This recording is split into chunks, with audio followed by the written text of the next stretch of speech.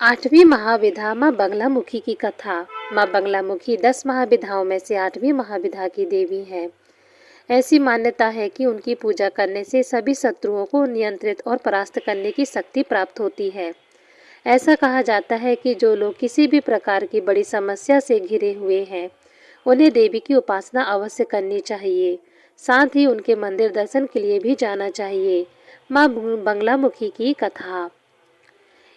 एक बार सतयुग में महाविनाश उत्पन्न करने वाला ब्रह्मांडीय तूफान उत्पन्न हुआ, जिससे संपूर्ण विश्व नष्ट होने लगा। इससे चारों ओर हाहाकार मच गया और अनेक लोग संकट में पड़ गए। संसार की रक्षा करना असंभव हो गया।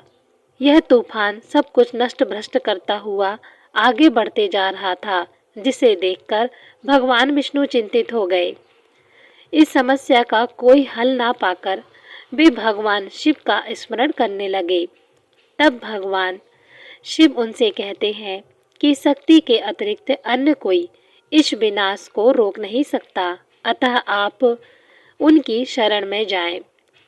तब भगवान विष्णु हरिद्रा सरोवर के निकट पहुंचकर कठोर तप करते हैं। भगवान विष्णु ने तप करके मां त्रिपुर सुंदरी को प्रसन्न किया तथा देवी भक्ति और उनकी साधना से प्रसन्न हुई और सौराष्ट्र क्षेत्र की हरिद्रा झील में जल क्रीड़ा करती महापीठ देवी के हृदय से दिव्य तेज उत्पन्न हुआ। उसी समय चतुर्दशी की रात्रि को देवी बगलामुखी के रूप में प्रकट हुई। त्रिलोक स्तंभिनी महाविधा भगवती बगलामुखी ने प्रसन्न होकर विष्णु जी को इच्छित वर दिया और तब सृष्टि का विनाश रुक सका। देवी बगलामुखी को वीररती भी कहा जाता है, क्योंकि देवी स्वयं ब्रह्मस्त्र स्त्री रूपिणी है।